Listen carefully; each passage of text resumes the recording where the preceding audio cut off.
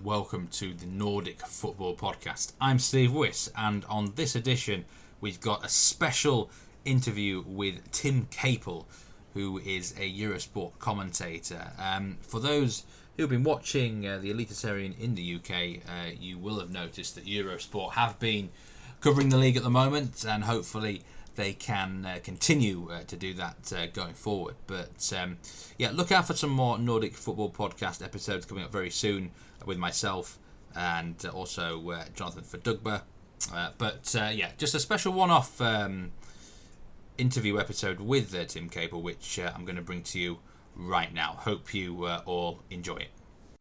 And joining us on this edition of the Nordic Football Podcast is Tim Caple, a well-renowned sports commentator in the UK and worldwide. Thanks very much for joining us on the Nordic Football Podcast, Tim. How are you doing? Well, I'm doing very well. I'm doing a lot better since I found out that there was a Nordic Football Podcast, actually. When you emailed me or tweeted the other week, I immediately had to tune in and listen, to pick up bits of nuggets of information that I could possibly use, because, of course, as you know, this is the first time anybody has ever covered the league in its entirety. And I mean, we've gone from nothing to doing, 8 games a week, So, it was pretty useful. And so I listened to your pre-season preview.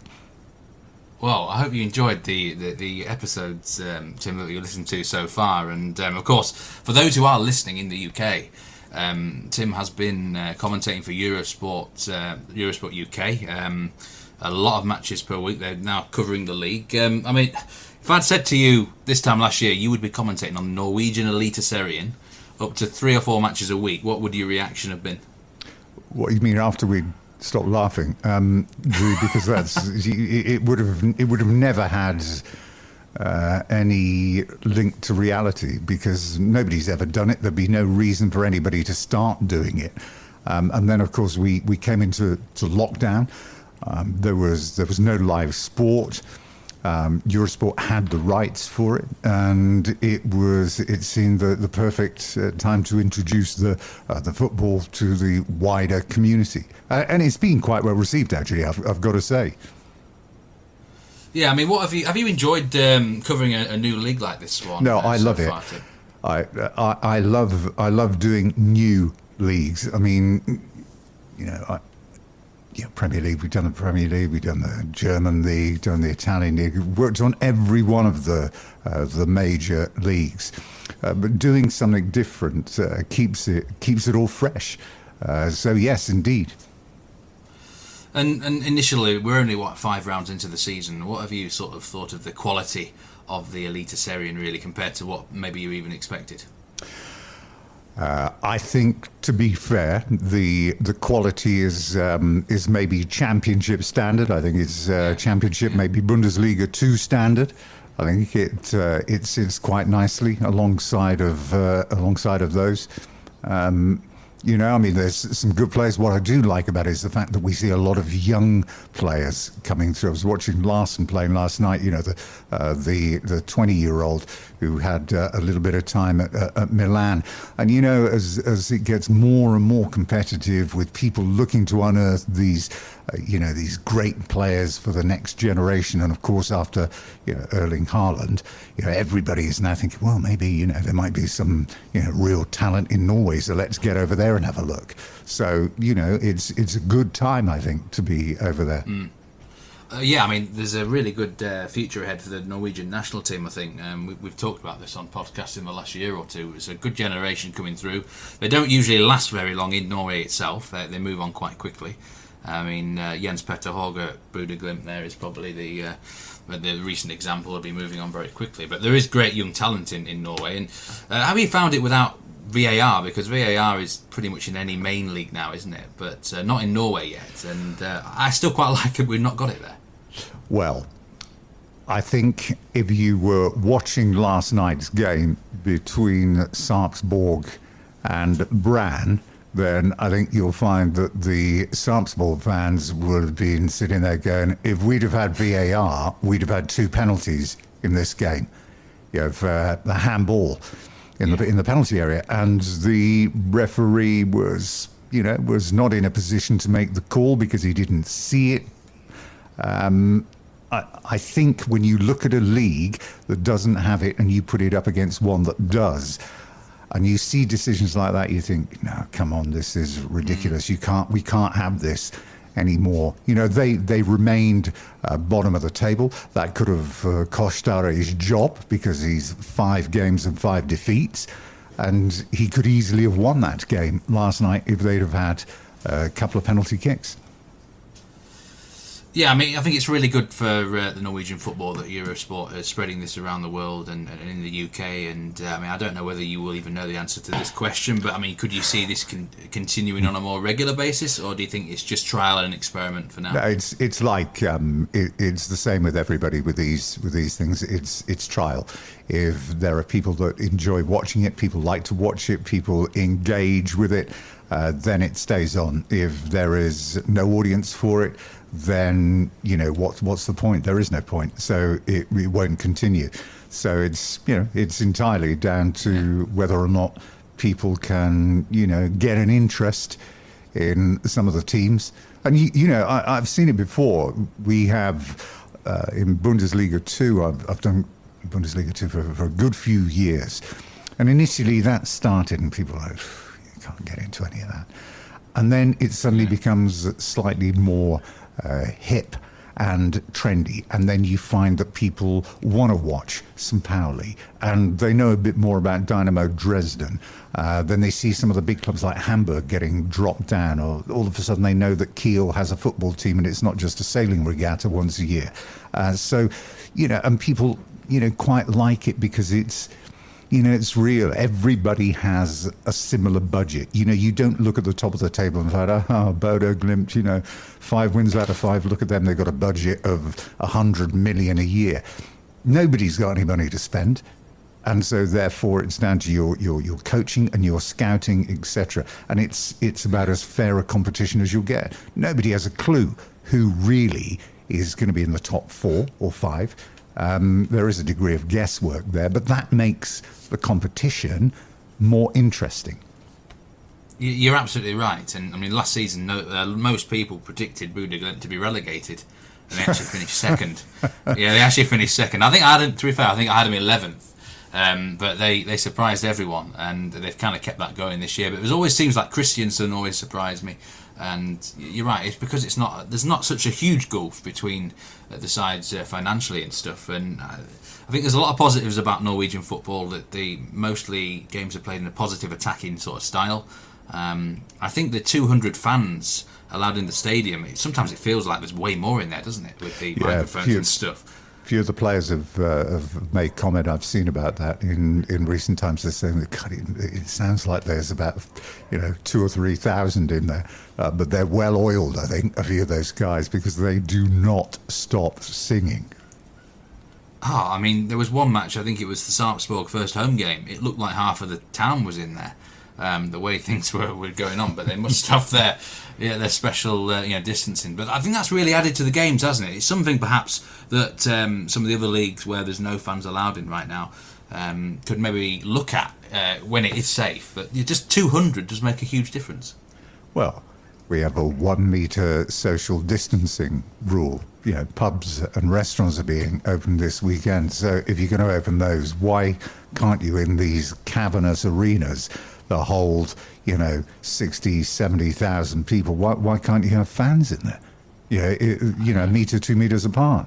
It seems a bit bizarre, really. I'll probably get slaughtered for saying that, but it does. If you're going to have somebody sat in a pub, what's the difference if they start watching a game of football? And they're out in the fresh air? It would certainly lend something. And what they do with the clubs, the home clubs, is they draw, the fans go on a draw, don't they? And they pull out their name or their ticket. And if you're lucky, you get to be one of the 200 that goes. Yeah, I think it's a system that works quite well, and I agree. If measures are relaxed so much, then football would be probably one of the more safer places to actually be, to have 200 people in there, But anyway, let's just want to talk a little bit about you, Tim, because you have quite an extensive sort of commentary career here. And do you know what? I always growing up, right? I mean, I'm knocking on my door. I'm over 30 now, but growing up sort of teens Oh, wow, and early 20s. you ancient. Right, right. So I'm sitting down, fire's on. It's a winter night in January, and I've got Eurosport on and the African Nations Cup's on, and I can hear you commentating on those games. And I mean, you have really, I suppose I could use the word, been around the block a bit in terms of the competitions that you've covered and things. Do you have any particular favourites down the years? I know you've done Olympics and stuff as well. Ooh, that's a good question. Well, AFCON was sort of inextricably linked, I think, to Eurosport, because pretty much they've done it on and off every year since I was there. But I think it was probably when we used to do the FIFA youth tournaments. Like the Under-20 World Cup, the Under-17 World Cup, some of the UEFA Under-19s, Under-21s before, everybody else got interested in them, and they ended up going to other TV channels. The Toulon Festival down in the south of France, we used to do that. The players that we used to see there. I mean, I remember it was 2005, I think, the under-20 World Cup, when we had Lionel Messi and Aguero, and I remember the game against Chile where there were red cards flying around. These were fantastic games. The Copa Libertadores, again, was a competition we don't see anymore, but it was just learning about the rivalries between the nations, and the atmospheres that you used to get inside the grounds. I'm amazed nobody really covers the Libertadores anymore. I remember doing the infamous Boca River final actually last year, where we used to turn up and then sit and watch the game be postponed. But I remember doing the game where Carlos Tevez scored against River Plate for Boca Juniors, and went on the infamous celebration doing the chicken impression running up the pitch, and was promptly sent off because they were, obviously, River Plate's nickname was I'll give you the first half of it, the chicken something or others. And that was for the way in which they gave away the championship back in the late 60s. But those were amazing nights, because usually you were doing a commentary about 10, 11 o'clock midnight, 1 o'clock in the morning. And, whenever we used to do games from Santos in Brazil, you'd always know that when you got to half time, when the players came out for the second half, they'd all let fireworks off. There was never any wind in the air. And so therefore the smoke used to mean that the game was halted. I remember we had a stoppage at River Plate. I think Diego Simeone was the coach back then, when somebody from an executive box threw a lump of ice and it hit the assistant. And I mean, all these type of things that have gone on. And also, I have to say, one of the other great competitions that we did for many, many years up until the last one was the Women's World Cup, actually. Oh yeah, that is really interesting stuff, Tim. But I mean, you covered so many different. You've covered so many different events and leagues and cups and whatever. Just a brief insight to the listeners here. What is it? Sort of research and stuff does it take? For example, just covering a Norwegian game. How much research and time do you have to do before you're doing a game? Well, you have a routine. Okay, so you will know the basic things that you want. You will want to know the histories, the careers of the players. You want to know the team formations, the team shapes. You want to know the stats in the previous games. Yeah, you can do as much or as little as you want. I like details, actually, so I tend to do a lot. I don't ever. Most of the time, you'd never use half of it, but there will always be a time, where things go quiet or something comes up and you think, oh, glad I got that. We sat down. I mean, talking about the women's game, we were doing the European Championship, and this is a very good indication of that, because we came on air. It started to pour down with rain. It was Germany who were playing. Can't remember who they were playing, and I was with Sue Smith. We came on air for a 7:30 kickoff, so we came on air at 7:20, the game was delayed at 7:25, and they left us on air for an hour and 15 minutes. What did you talk about? What did we talk about? I think we covered every subject known to man. The only thing we didn't actually come up with a conclusion to was the meaning of life. But yeah, those are the things that can happen. So, it's a good, it's a good day. I like to spend probably a day putting things together. But if I know I'm doing a game at the end of the week, you'll slowly start.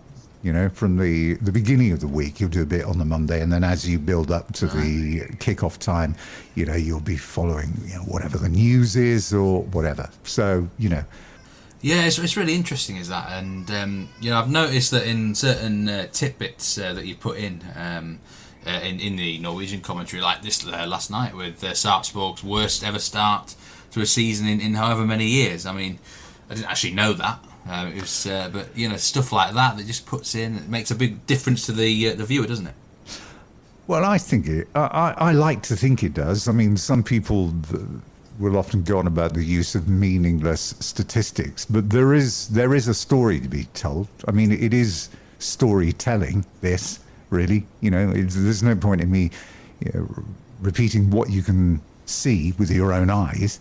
Which is why, sometimes some of the co-coms you have, you listen to, you just think, well, actually, give me something from your career as a player, right, that you can see that I can't. Instead of, he jumped well and wasn't that a good goal? It's like, come on. Do you prefer commentating on your own or with like someone else? It depends on the relationship that you've got with the people that you're working with. I've been lucky because I've worked with some great people, some really good people down the years. And you build up a rapport. And once you build up a rapport, it becomes more than just a discussion about a game. Things will bounce off each other. It's like a double act. So I like doing both. I would rather do it on my own if it's somebody that can't be asked to do any work. But, the majority are pretty good. I mean, I must say, you've got an absolutely magnificent voice, Tim. I'm sure it's been remarked on before. It's a fantastic voice. And I was thinking the other day, that has got to be a podcast voice. And I was looking you up, and you do the Real Madrid podcast. Tell us a little bit about that.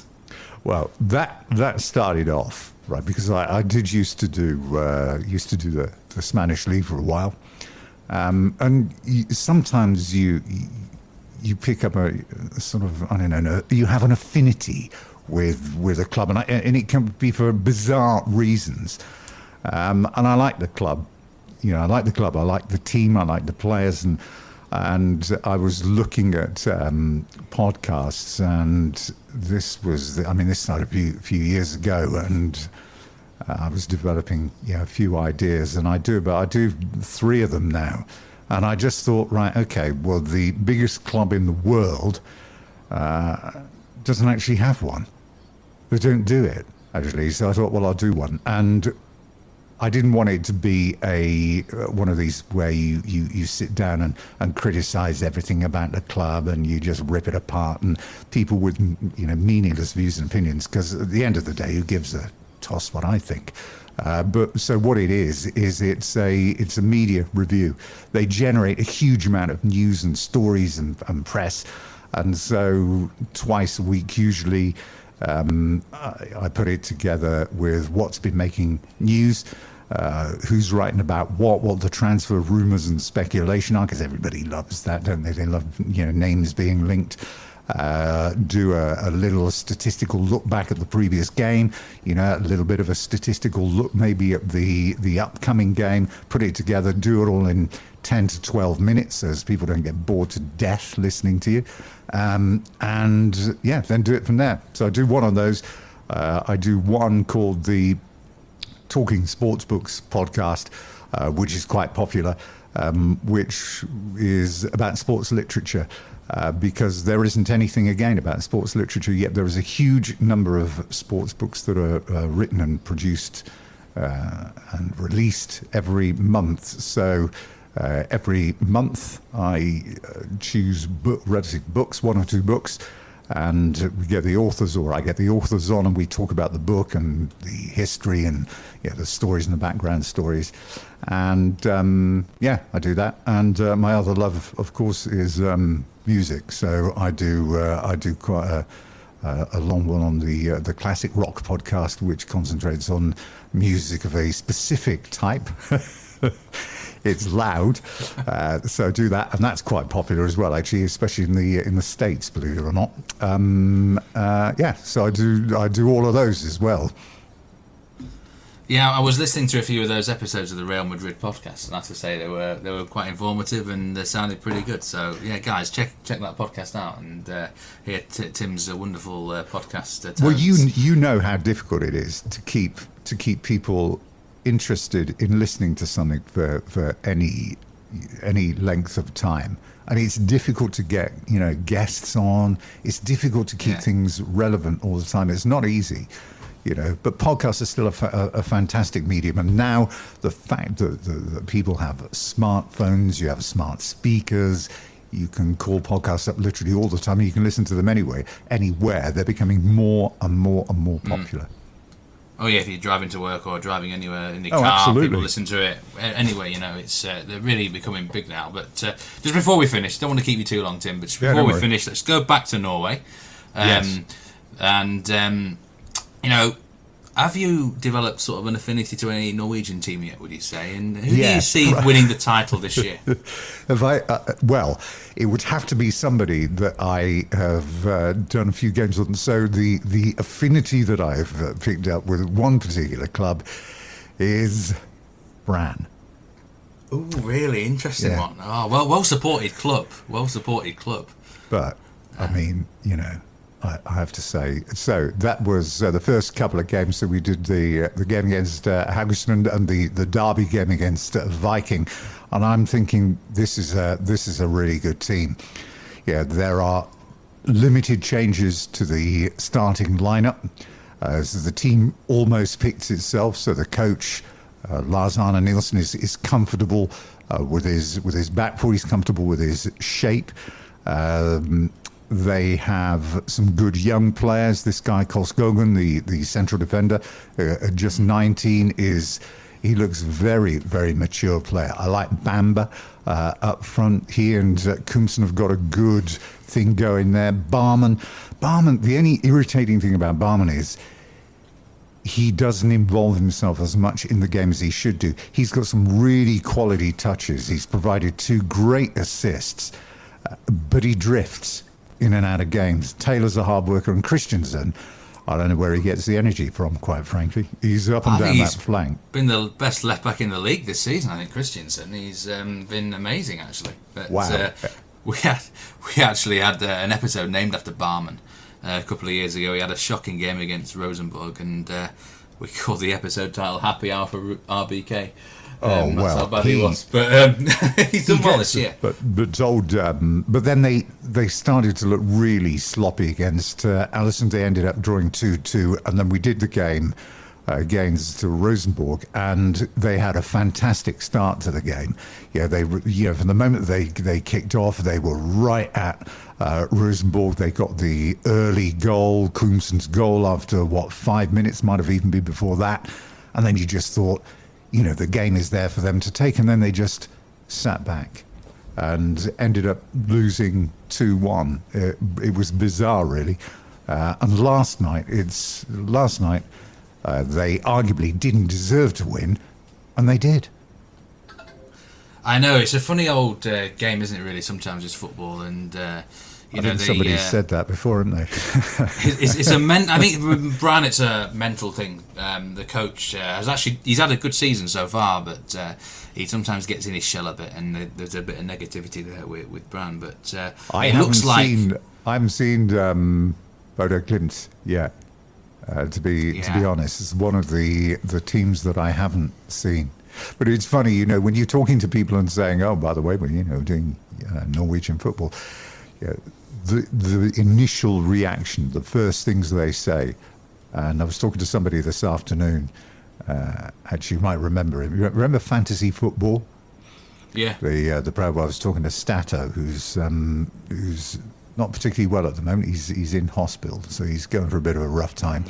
But I was talking to him and I said, "Oh, Norwegian football." He goes, "Wellington boots, Egil Olsen, communist." It is funny, isn't it?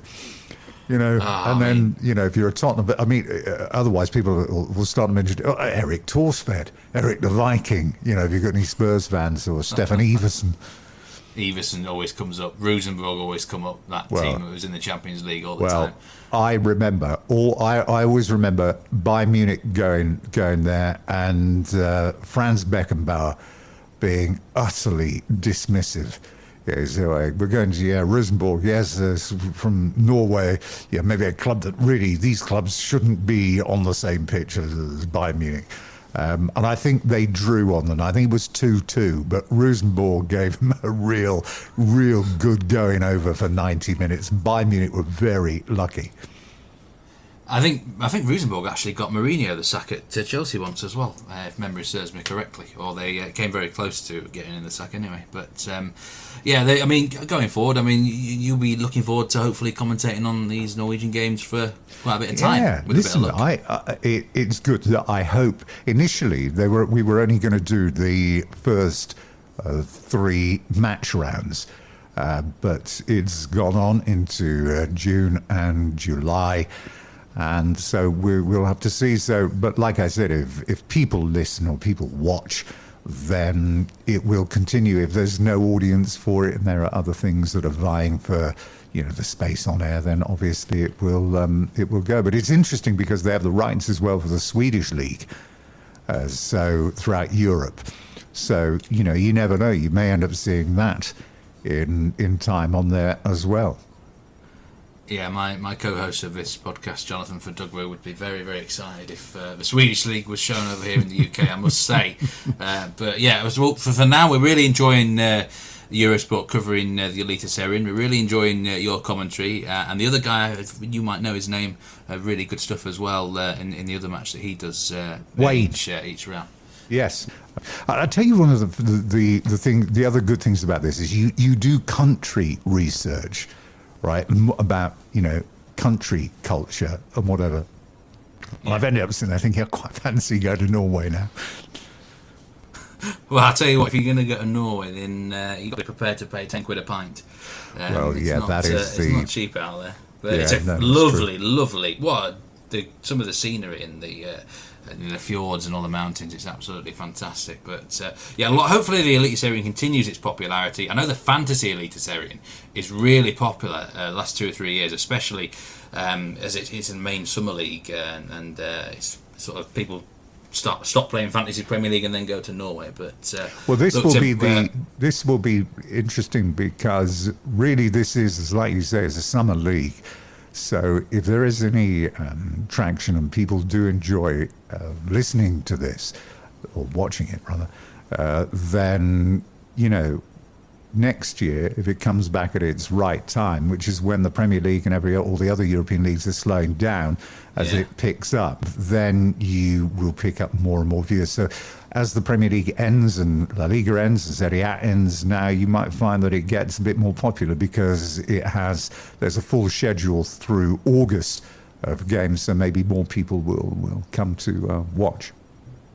We hope. Yeah, that's what I'm hoping. And, Tim Caple, thanks very much for your time appearing on the Nordic Football Podcast. Keep up the good work on the commentary of the Eliteserien, and I very much look forward to... Excellent, right, no problem. ...to hearing some more of the games that you're covering on Eurosport. Thanks again. Okay, well, that rounds off this particular episode. Thanks once again to Tim. If you want to check him out on Twitter, then give him a follow, at Tim Caple. You can, of course, follow the Nordic Football Podcast on Twitter, at Nordic Footpod.